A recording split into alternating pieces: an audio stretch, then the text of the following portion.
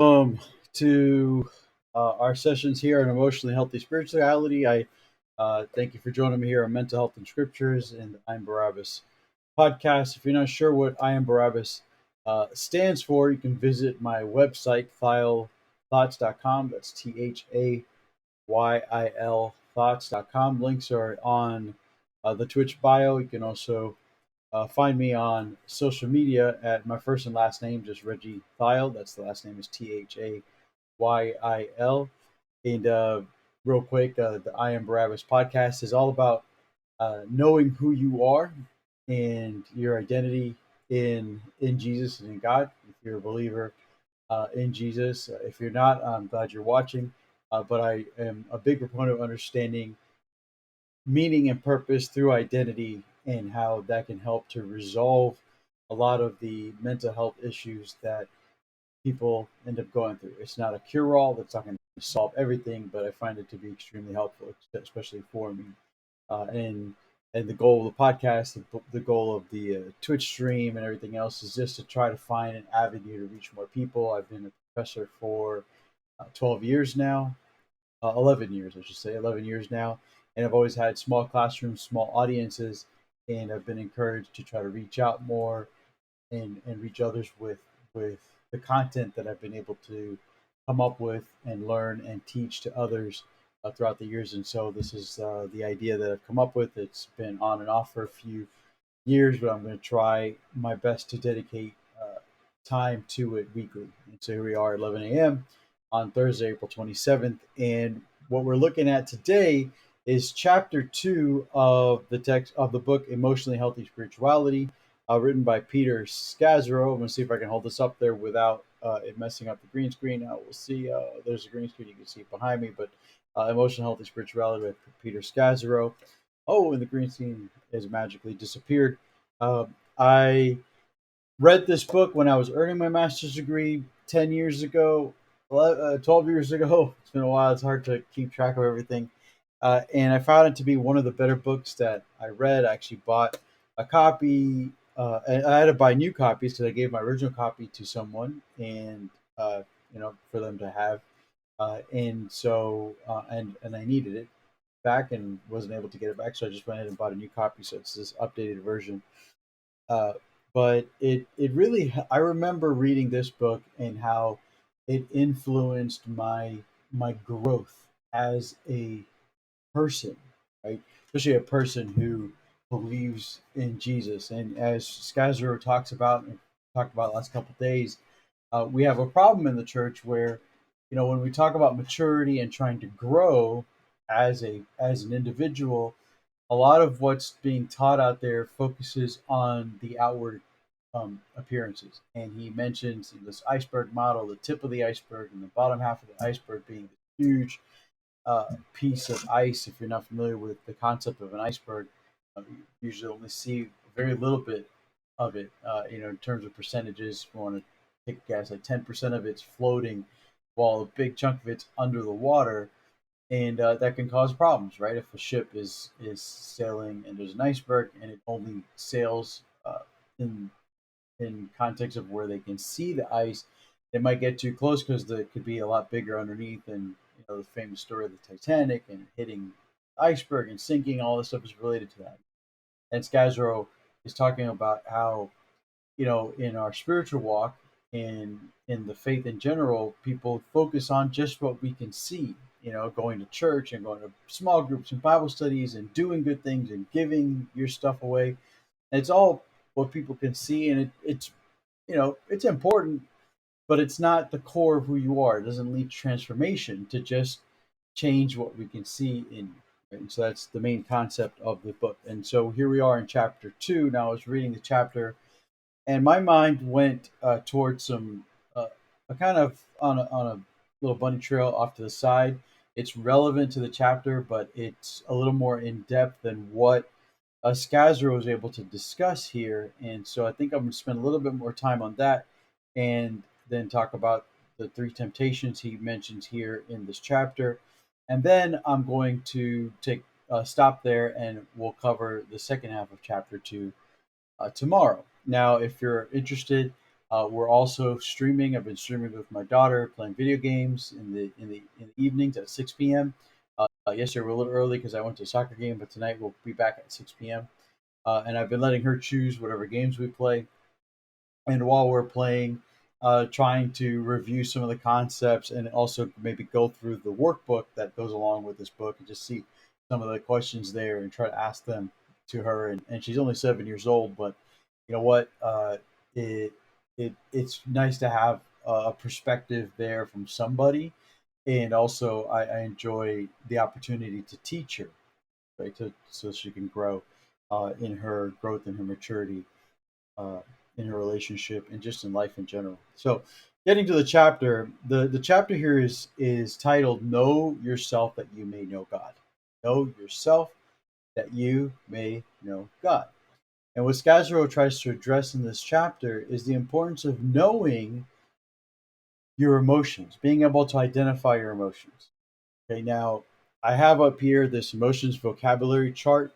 This is a tool. It's similar to the one I used back when I worked at Thompson Academy, which is a level 6 facility for juvenile offenders.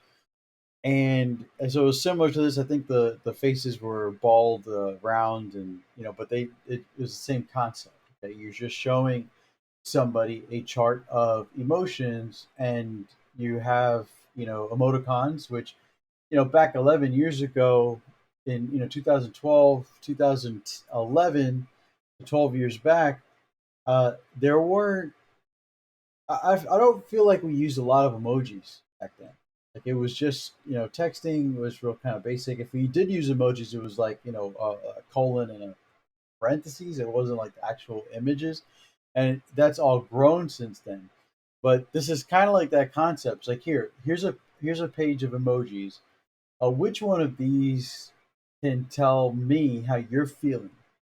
Right? And the reason why it's necessary is because a lot of people don't know how to identify the emotions that they're going through. Okay, that's an issue, right? Especially in Christianity, and it's something that uh, Scazzaro discusses here in this chapter, and kind of been touching on other chapters, and he's addressing it head on in this chapter. Just the idea that growing up in Christian homes, in Christian settings, churches, there's just this culture of ignoring feelings. Okay, you're taught that your feelings, first of all, are probably morally wrong. Okay, feelings can be right or wrong in the sense that you're inaccurate. Like if I say I feel like my wife doesn't love me, it might indicate something is going on, right? But my wife can say, I'm sorry, like it's not true. I do love you. And then we can address it. Like, what do you think is making you feel this way? Well, I'm not. And then, well, I'm sorry. Like, I do love you. And so the feeling was real, right? The feeling wasn't morally wrong. It was like a sin for me to feel that way. It wasn't uh, necessarily inaccurate either. It's something I felt, but ultimately it didn't speak to how my wife actually was feeling. Right? And it was just something that she needed to correct. She needed to get right, and then we can work on that, right? But in a lot of Christian culture, it's like that feeling initially. Well, it's you're wrong. Just you gotta understand that you're just those are just your feelings. It's not true. It's not actually what's going on, and so you've got to deal with that. And there's very little explanation as to what the feelings might mean, what the feelings are. We're not taught a lot about emotions in the church. I don't ever remember having a message where somebody was explaining emotions to us, right? And how to process emotions and how to deal with emotions, so on and so forth. And it's not just in a Christian culture. It's I don't want to say it maybe Western culture, maybe American culture, but and I've visited in other places. I haven't visited long enough, like lived long enough to know how other people deal with emotions.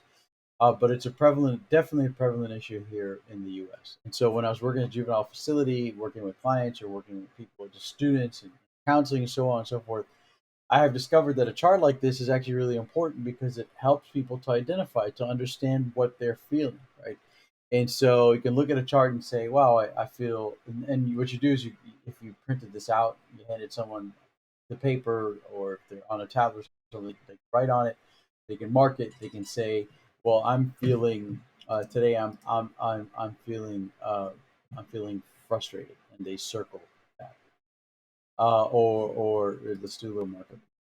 So let's say someone says, yeah, today, they look at the page. And one of the things that's interesting about this is is that people start to realize the differences between being enraged or being angry, or being hysterical, or being frustrated, right? So you can read this and just be like, wow, I'm feeling, wrong, switch to a pen. There you go. So let's say someone's looking at this, and you're like, there's like, what's going on with you? I don't know. And they look into this chart, and it's like, okay, here, you give them this chart. Say, okay, go ahead and circle this and tell me what you're feeling. And I remember doing this with a young man, and he was having a lot of hard times, just sitting there silent, trying to talk to him, and he just want to talk. And I just pulled this out, and I said, "You think this could help? Like, you can tell me what you can feel." And I remember he circled things like feeling exhausted was. Oh, that's not what I want. Funny. The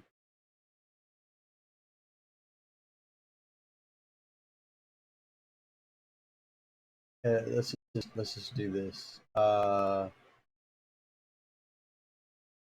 He's feeling exhausted. He was feeling confused. He was feeling frustrated. He was feeling sad. He was feeling guilty. He was a level 6 facility, right? He was feeling embarrassed. And I'm trying to remember. This was such a long time ago. He was feeling frightened. He was feeling depressed. This isn't the exact same form that we used back then. I remember. Well, I remember anxious. I remember lonely, overwhelmed, ashamed. And when you so something like this for a kid who didn't know how to express what he's feeling, didn't even want to talk, right? Because there's just like a lot going on. You've been arrested. You're in a place. You're away from home. I think he was living in North Central Florida. Over here in South Florida, and that's even worse because now, the family most likely can't just come visit him all the time. If they're going to visit, maybe it's like once a month. He's there for 6 months. So in 6 months, you see your family 6 times. It's really difficult. Right? And I remember we talked about how, just this family dynamics, everything that was going on. And a tool like this, and I've used this a countless number of times with clients, with students, like I mentioned earlier, to try to figure out, what exactly was going on. And it's sad to me that people don't learn this stuff in childhood. And it's one thing I do with my daughter. We used to do when she was young, especially the younger, when she's playing with her toys. We was like, what's going on? Are you okay? And and we help identify her feelings for her. Hey, you seem like you're angry. Are you angry? Are you frustrated? Upset? Are you sad? What's going on? And we still constantly have to do that. She's 7 years old. We still constantly have to remind her about these terms and identifying them, and encourage her to be able to speak to us about what she's going through.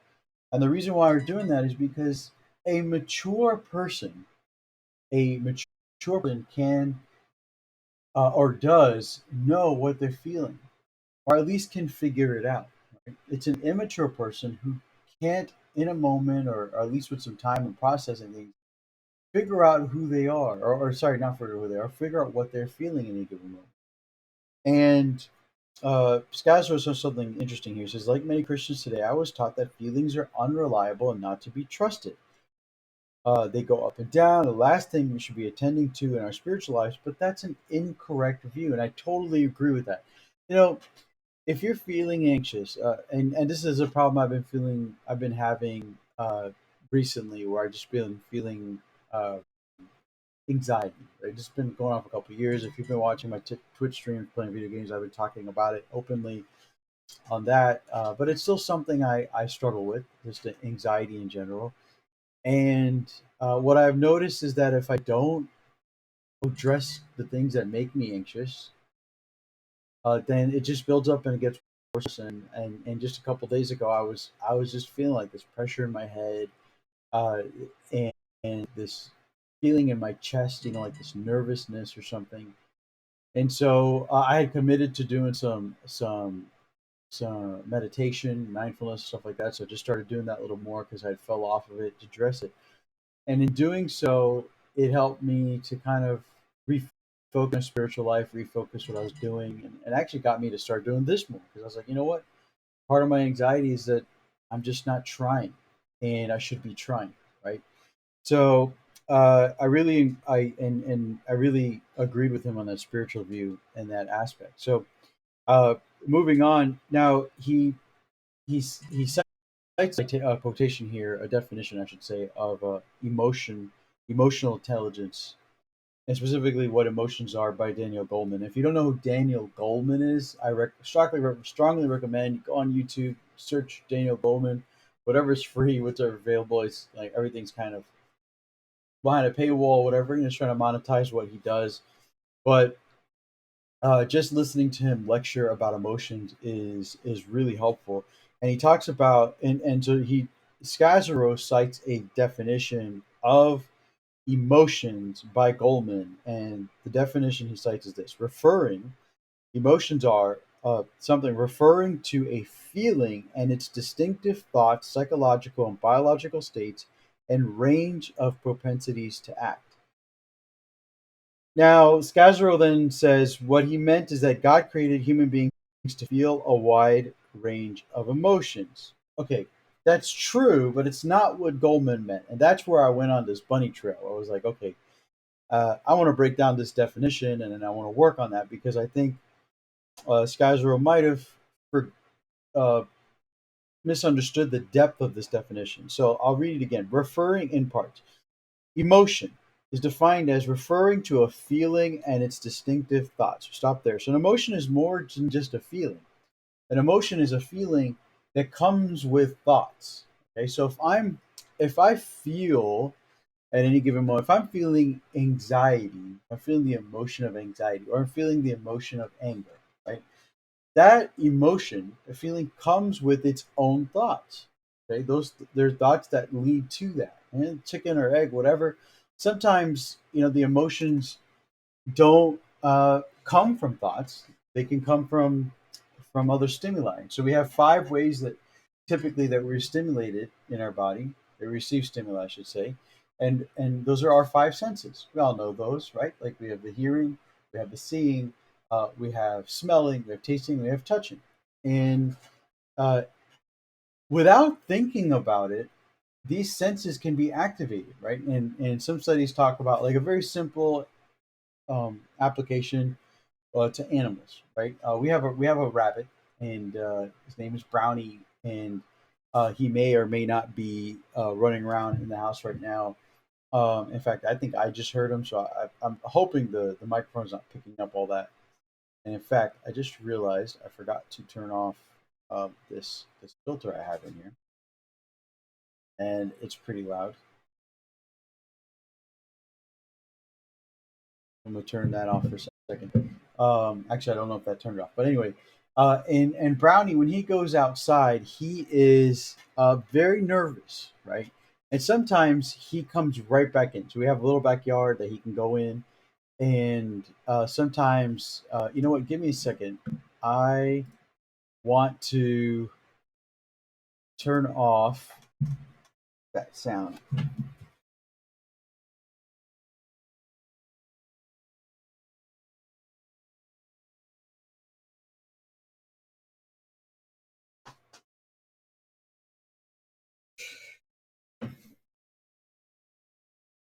All right, sorry about that. I totally forgot to turn that filter off, and it was just so loud. I hope that the sound is okay for the first part. Anyway, if it wasn't, it's better now. So when sometimes he goes out there in the little backyard, he gets really nervous, and he just comes right back inside. And it's in for a while, I was just like, why? Sometimes he goes out there and he's fine. He's like, he immediately jumps out there and he's hopping around, he's eating weeds or whatever. He comes back and he doesn't want to come back. Like I have to like find him to bring him back. Other times he's just going and going and going, and and he just gets so scared. He comes back, and what he's doing is he's responding to his senses. He's if he smells, let's say a cat came into the backyard. It's the open, backyard with the fence, and so animals can come back there. And I've seen cats back there, so try to be careful with the rabbit. And let's say a cat urinated somewhere there, and it's fresh, and he could smell it. That's going to send him back in, and it's not like he's thinking, right? Or maybe he is as a rabbit, but animals respond usually by instinct, right? It's like they respond. Their brains are responding to signal. The signal they're getting from their nose is, oh, there's a predator nearby, and we as human beings we can respond the same way. We have the same kind of makeup, and and there are those who believe in evolution and that we evolved, and so that's why we share similarities in that response. And then there are those who believe in that God created us, and because He created everything, everything kind of has like a similar background makeup, right? And then there are those who kind of have that in between. I just know that we have this similarity, okay? And that if I hear something, if I smell something, I taste something, uh, we can instinctually. I remember once I thought I was something cool was growing in my garden, and then I was like, "What is this?" And I broke it off and I put it in my mouth. Because sometimes you get these garden soils and they just have seeds already in them, and so stuff will grow, right? And I thought it was spinach. It looked like spinach to me. I put it in my mouth, took a little bite, and immediately spit it out, and just fear overwhelmed me. And I didn't know at first like what it was, right? I just knew that I put something in my mouth that I shouldn't have, and then washed my mouth out. I was drinking water. I Google Lensed it. It was like this nightshade. It's like this poisonous thing that looks like spinach. At least to me, it looked like spinach, and it kind of looks like spinach. It was still young. It gets older, it looks different, but my body knew before I knew what to think about it that I was in danger and I was scared, right? And so that's how emotions work. And so that refers to the second part of the definition. He says referring to a feeling. Emotions are referring to a feeling. So emotions of anxiety is like fear, and distinctive thoughts. Okay, so eventually there are thoughts associated, and psychological and biological states. And that's what I was just talking about with psychology and biology. And I was doing some reading, and I just started doing my own research. And fear, a lot of research has been done on fear, trying to figure out where in the body, where in the brain specifically, it's located, it's centralized. And because of the fact that fear can be initialized by seeing something or hearing something, you hear a loud noise, bang, and that scares you. It's hard to identify a specific area, specific bundle of nerves that responds to fear. It's more like it comes in through the senses, but it does trigger the amygdala, small little thing inside your brain, and it does stimulate that, and that stimulation of that then causes your body to respond and your brain to respond by secreting certain hormones. It's going to raise stress levels, and then you're going to have the different reactions. You have I remember growing up, it was like flight or fight, but there's also fright, flight, fight, and then there's also freeze. Sometimes people just freeze when they're scared. And so we have these kind of automatic responses. And so those are the biological states and then the psychological states as well, right? Like the psychological states associated with those emotions. If you have a lot of fear, if you're living in a constant state of fear, which is very possible, and some research is kind of pointing to that fear is more than just a feeling you have at any given moment, that fear can actually be a state that someone's constantly in. So they're always kind of hyper vigilant. And that's related to brain abnormalities caused by trauma. So talk about PTSD and anxiety disorders related to that idea that you're just constantly in this state. So imagine you're constantly in this state, the hormones are constantly pumping, you're always hyper vigilant, every noise, every sound. Now it's different, right? It's not just like I'm cool and then boom, what's that noise? What was that? Like I'm scared. Uh that's a little different from like I'm constantly scared. That's a state of being that's just kind of just doesn't seem to want to go away. And then along with all that, Goldman talks about a range of propensities to act. Just means that we have a wide range of things to do. Like I just said, with fear, you have the fight, right? Something scary happens. I remember this is when we first moved in here. We had this. like security system here. Now I didn't have it monitored, right? It's just like, okay, just we'll leave it up. And one night in the middle of the night, the front door alarm went off. It was like front door open, and it's just like scared the out of me. I was just like, what? I was like trying to find my glasses. I have contacts and glasses. I couldn't see anything. And I rushed out to the living room, and I'm looking at the front door, and I was also looking for something to fight with, because I'm thinking, someone came in through the front door, and the alarm's going off, or they tried to open the door, and they go to the front door, a big place, so I just go right there. I look at the door, and it's locked. We had this extra little bolt at the top too, and some extra locks, so it's like it was all locked. And then the alarm's still going off, so I realized, the battery died in the sensor, and so that's just how it tells you. It acts like, somebody disarmed it or something. But in that moment, I went to go fight. There was panic, there was fear, right? A lot of fear, and I went to go fight. I didn't freeze. I didn't say like, "Oh, what's that?" The alarm's going off. Okay, I'll just sit here and fold my hands. Like, I didn't do any of that. I did go and try to deal with it. But some people do freeze, right? I've had that happen to me. I had someone say something to me. It was like so rude. Something about me looking, if I just had a longer beard and a turban, I would look like Osama bin Laden. And the guy was wearing a cross. It was Sunday. We were at the mall. I thought maybe he just got out of church. He wanted to share something with me, and he said it. And when he said it, I just stood there. I was like, and that wasn't fear. That was more like shock, right? And then as it built up, I became enraged and I was angry, but then I just stood there like, what? I didn't actually do anything though, right? I wanted to chase after him because he went one direction. My family was going, my wife with the baby was going the other way, and I was like, oh shoot, what do I do? And I just went towards her, but I froze in that moment, right? So that happens. You can fight, you can freeze, you can flee, you can run away from fear. If you hear a loud noise and you're like, oh, boom, boom, and in today's world, seems to happen kind of more often. Um, as the years go on, like shootings, if you hear gunshots and you just like you're gonna run away from that, you're gonna go see what the problem is. Is it fireworks or whatever? If I hear stuff like that, I'm out. I've already decided. um and then fright. Fright is just kind of like generic. Like sometimes you can be scared but not like frightened. And so I think that's why that's another option there. But those are the range of propensities to act, right? And all emotions come with that. So it's anger, sadness, fear, enjoyment, love, surprise, disgust, shame. We All of these emotions, all the emotions that are listed on the emotions vocabulary chart there, they come with a feeling or feelings. They come with a thought or thoughts. They come with psychological and biological responses, things that you're not even in control of at any given moment, just the way our bodies are designed and how they act. And then we do have probably more of a choice in what we do.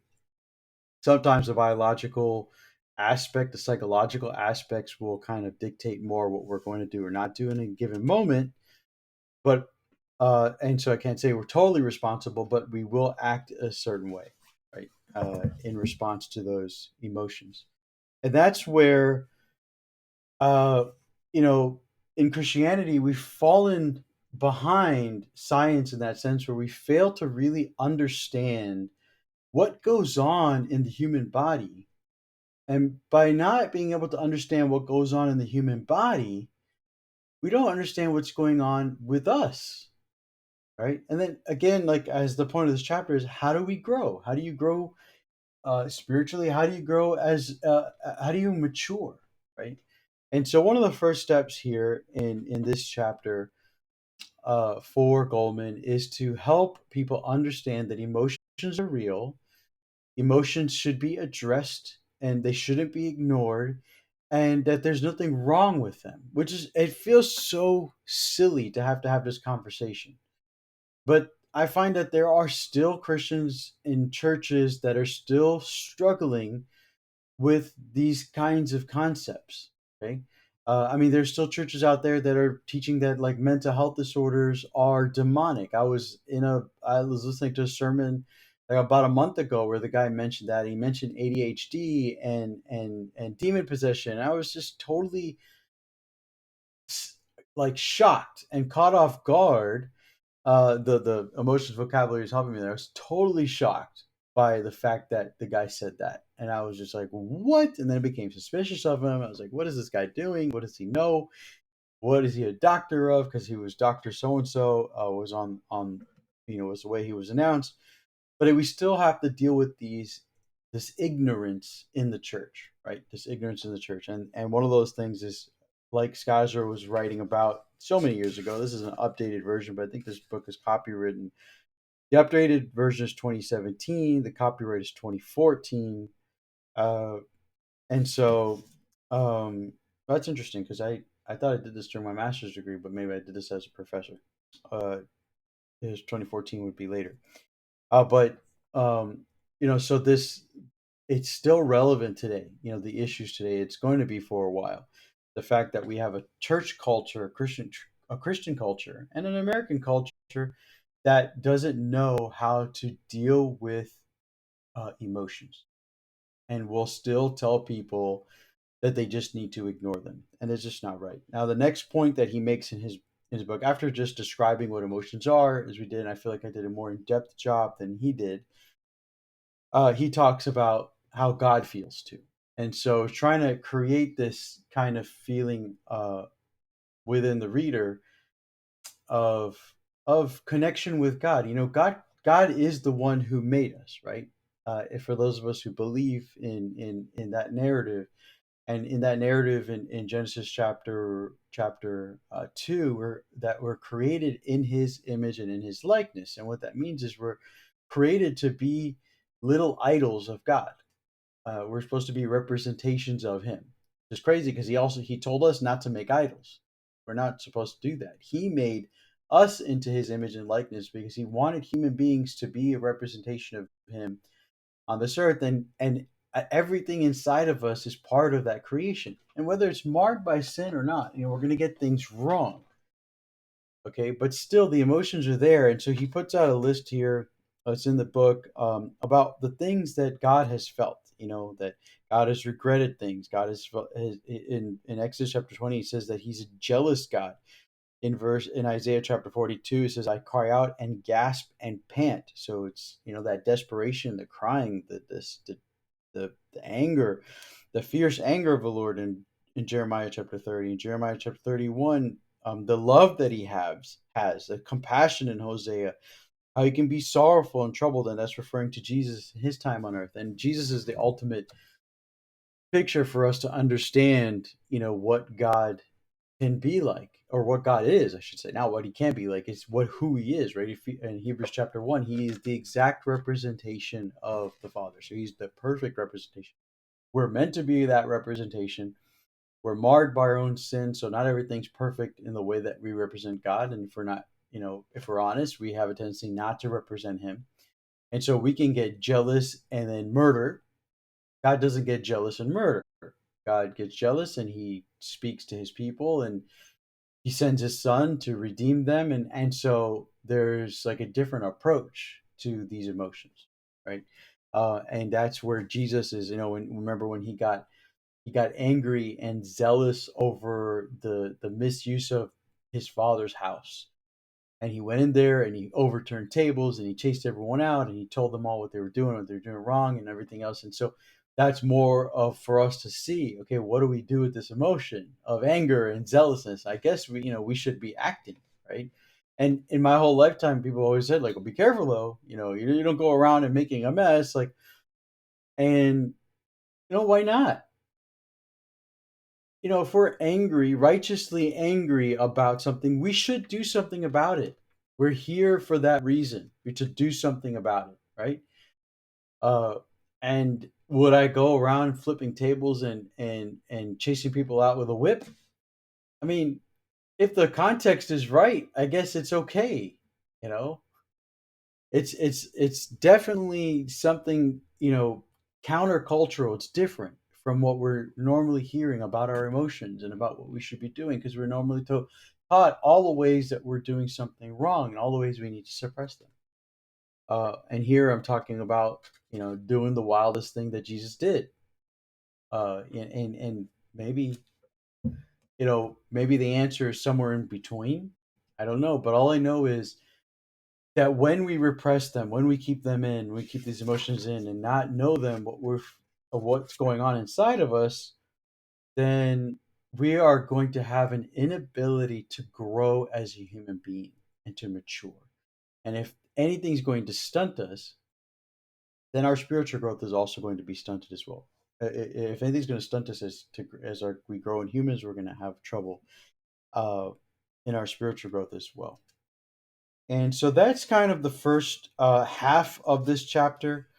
And he ends with the temptations we have to keep us from being authentic, being real about who we are and what our feelings are. Okay, the temptations are. And so what he does is he talks about wearing a mask and people wearing masks. One of the things I do in one of my classes is personality theories. I give everyone a mask in the class, and throughout the course of the class, I give them directives on what to write on that mask and to expose. And the point is to expose things that they're hiding, and to write it on a mask.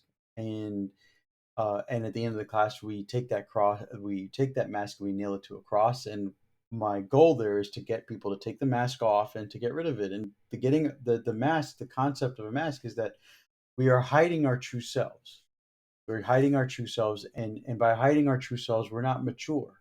Mature people match what they are in private with what they are in public. Okay, you're matched up. You don't have to hide anything. You don't have to change things for people. You can be who you are. That's one of the signs of maturity. And the temptations that lead us to there, he applied it.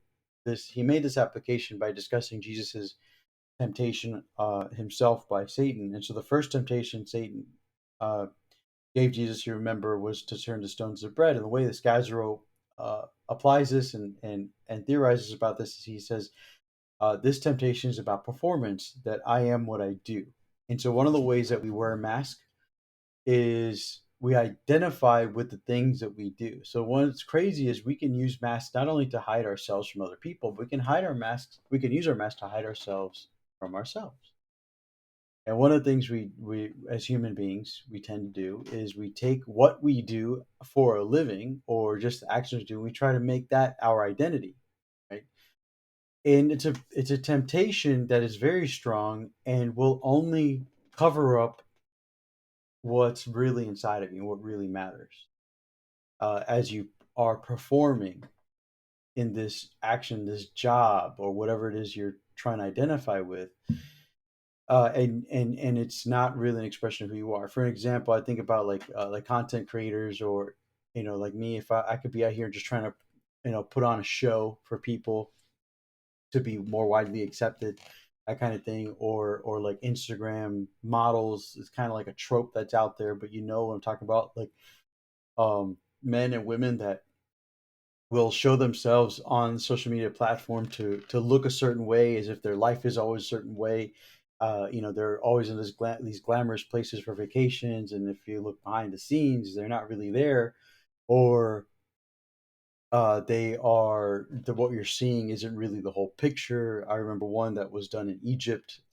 This girl, or say woman, walking towards the view of the pyramids of Giza, and it looked beautiful. Like, oh wow, I want to stay there, right? Oh, what hotel was that? And she's like, oh, look where I am. This is awesome, glamorous. And this guy went on. He makes content where he's checking this stuff out, and he went to that place, and it's like this dilapidated apartment building. It's like an Airbnb type thing, and some of it looked like it was surrounded by rubble. So it wasn't as glamorous at all as the woman was trying to put out there. And that's the problem with wearing a mask. We make ourselves look better, and we focus on what we do to make that image as strong as possible, right? So I'm a doctor, I'm a lawyer, I'm this, I'm that. And what's interesting, I find interesting about today's culture, is that younger people now find different things to be a better mask than what previous cultures wanted. Like I just mentioned, doctor, lawyer, like that was the stuff when I was growing up, especially in an Indian household. Now, like my daughter would love to be a gamer, right? And as an adult, it's like I'm always thinking like, well, how are you gonna make money off of that, whatever. But that to her, that would be cool to be a gamer. So, uh, it is interesting to me how that's changing. The second temptation we have to hiding who we are is identifying with what we have. So the second temptation Jesus had, the devil took him up and said, "I'll give you everything," and all this stuff, and that's obviously a huge temptation. Not only to identify with what you do, but identify with the things you have. And I just bought a pair of Jordans, my first pair of Jordans, and I really want to wear them last night to the soccer game, but it was raining. I was like, I don't want to wear them. And I catch myself looking at the sneakers app or looking at the Nike app, and I was thinking about it today. I was like, man, I got to be careful because I don't want to start identifying with the things I have. I've got cool Jordans. They're fire or whatever. I'm cool. I'm young. Identifying that way. I'm turned 40, and so am I trying to recapture my youth by dressing in a way that the youth cares about now? Like you got to be. It's very very tricky. I've always felt like that's never been a problem for me. I drive a car from 2006 and 2007. We uh, don't have a big house. We don't have but we have a lot of stuff. I look around the house like we have a lot of stuff, and so it's more of a temptation than I realize. So definitely have to be careful. And if you're not being authentic and concerned about who you are and thinking about who you are as a person, you can definitely get caught up in defining yourself based on things you have. The latest, Louis Vuitton bag, the latest BMW, the latest sunglasses, whatever. It's very easy to become what's typically described as materialistic. And then finally, temptation number three, I am what others think. And so the third temptation to keep you from being authentic, from knowing yourself and living your true life, you're living your true self and being true to yourself is wanting to be popular and wanting to be accepted by others. And the last temptation Jesus had was, I'll give you everything, all the kingdoms, you just bow down to me. And oh no, sorry, that was the second one. This temptation was to jump off of a high place, right? And that was to prove, if you're really the Son of God, if you really can do these miracles, jump off because people the doubt that Jesus was God. The miracles that he was doing, there's some talk and historical evidence that there's some of those miracles had been accomplished by other Jewish uh, followers and believers, and they had this whole group of people that learned to do that. And that's why it's very important to identify that certain miracles were things that had never been done, like a blind person being having their sight restored after being born blind, the lame, like a leper being healed. That was something that could be done back then. So, and so temptation here was, why don't you jump off the highest point and let everyone see God's going to catch you, right? And that's the temptation, and then everybody will accept you. Everybody will accept you as the Son of God. That was the temptation, and so wanting popularity is a third temptation. Those three temptations working together, right? Identifying with what you do, identifying with what you have, and wanting to be popular will keep you from living an authentic self, and that'll hinder you in your ability to be a mature person, especially when we talk about emotions and spirituality. So that's halfway through the chapter here. Like I said, because I got into the emotion stuff there, and so I knew that was going to take up more time. So I'll get into the rest of this chapter tomorrow, and that's chapter two of the textbook. Sorry, of the book. I'm used to saying textbook because of teaching classes. And just a reminder, we'll be streaming tonight at 6 p.m. Don't know what we're playing yet. Yesterday, my daughter wanted to play Untitled Goose Game.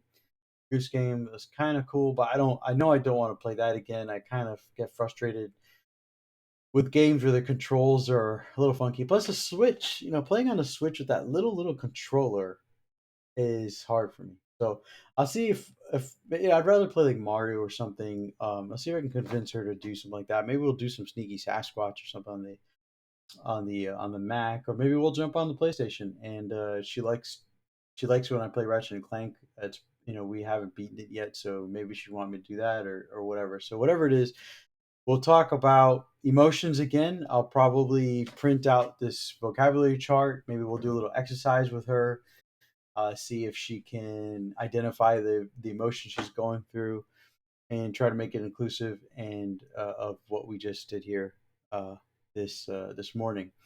All right, thanks for watching. I apologize for if that was a problem with the sound earlier. These are little things that I'm just gonna put things out there and get better. Put things out there, get better. When I first started preaching, I was 16 years old, and I 15 years old. I gave my first message. Now I'm getting to anecdotes. So when I was 50, I gave my first message, and I got so much high praise from that. Right, then I went to the next message. I was 16 years old, and again, I delivered. It was like a bigger audience. I delivered. I did really well. Got a lot of high praise for that. And then I didn't really work on the craft. I didn't get better, and I could feel I wasn't good when I was like 20, 21. And I just recognized that I had to get better. I had to work at it. And I did. Over time, I worked about it. I remember taking speech classes when I was at Bible school, and that helped a lot. And then the testimony of someone a few years back said, man, listening to you used to be so hard, but now like it's gotten better. And I'm like, well, thanks for telling me. You didn't tell me back then. I basically sucked, but I appreciate you telling me now that I've gotten better. It's nice encouragement. And you know what? I was sarcastic. I should have been more forward and say, what would have helped me if you would have shared your emotions, your feelings about how I was doing back then, so I could have gotten better, right? And so back to this, like I want to get really good at this. I want to really get good. I want to get the just everything perfect. That's not because I have to, but because I like to be good at my craft. And so I apologize for the shortcomings. I thank you for watching, and I'll see you maybe tonight at 6 p.m. Tomorrow 11 a.m. The videos will be posted on Twitter. I'm sorry, on YouTube. That's the File Thoughts YouTube page. Everything's on Twitter for links. I got the website. I haven't written anything in a while. Should probably start working on that too. But I'm gonna let things flow as they flow and not stress myself out. And thanks for watching. And I'll see you real soon.